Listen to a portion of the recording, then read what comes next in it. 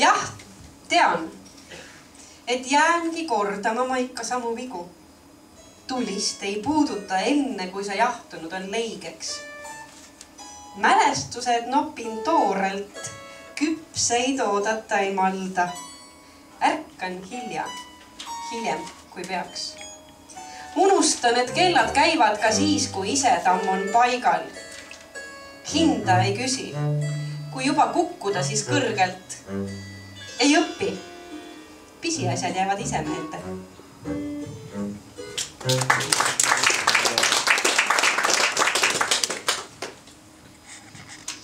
Этнические опыты. Все русские в западном мире томительно хаотичны. Им камни Вероны в подкорку вводили специальным уколом. Экзамен на веротерпимость. Oh, may I go out, teacher? Выходит такой пописать и взрывает здание школы. У подъезда ООН меняет Хуго Босса на косоворотку. Выкидывает в помойку ультразвукочувствительный сенсор. Не поймаешь его, заразу. Не пьет, не приемлет водку. Так учили отцы революции, товарищи Маркс и Спенсер. В Чилауте у посольства рыдает под песни Цоя. Вербное воскресенье никогда не ломает вербы. Сынок, а сейчас в России, ах, маменька, все пустое. Всех русских в западных фильмах играют болгары и сербы.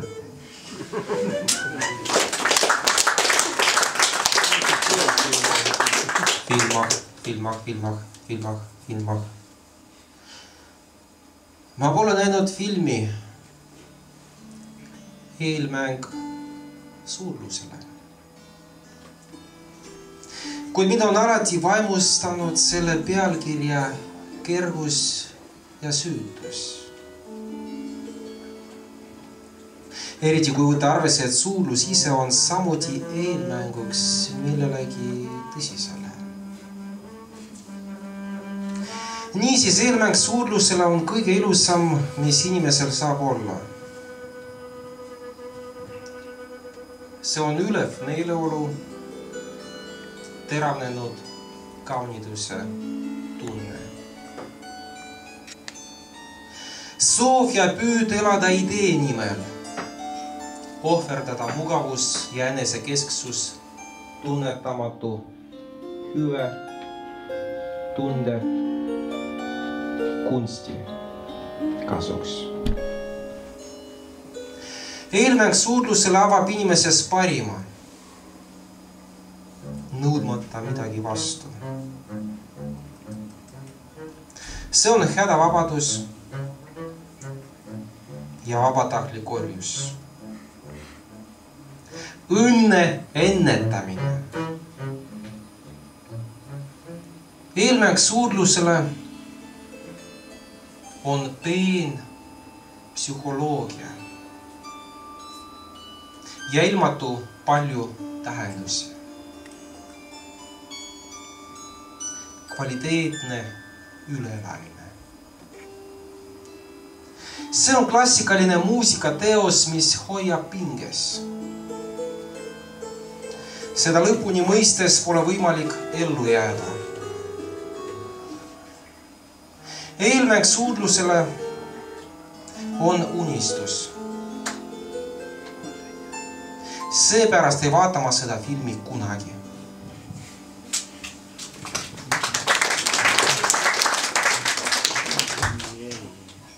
Ühe tavalise esmaspäeva pärastlõunal sain ma teada, et möödunud ööl oleks pidanud saabuma maailma lõpp.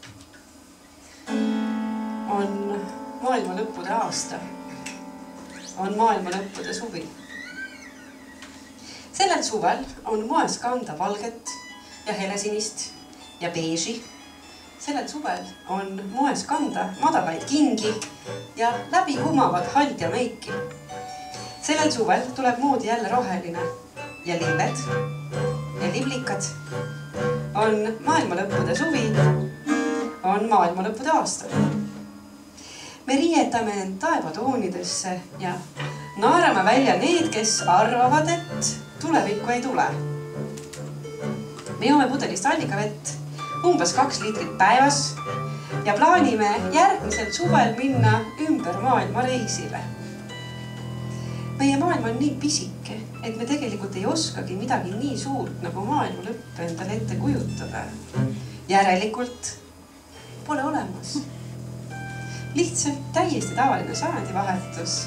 Lihtsalt mitte midagi ütlevad surmakuulutused. Lihtsalt naiivsete erutusallikas. Suvaline maailma lõppude suvi.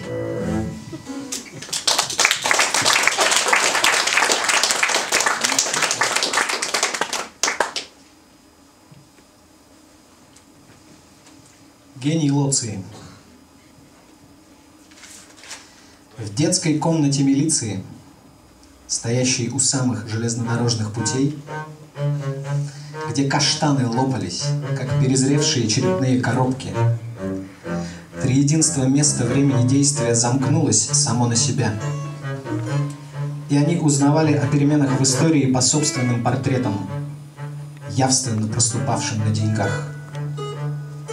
Выходили на перрон и танцевали разнузданный мужской танец, стирающий из памяти само представление о музыке, размахивая руками и отплевываясь густой, тягучей слюной. Что они могли сказать миру? Стайка 30-летних мужчин, старающихся жить в максимальном от него отдалении. Что мог им сказать мир, способный раздавить их одним легким движением, но почему-то до сих пор не сделавший этого? Разве что об октябре, которым опять так неосторожно заразилась природа, и от которого нет спасения. И это было бы так же сладко, как дым чужих ванильных самокруток. И так же верно, как то, что всего этого не было.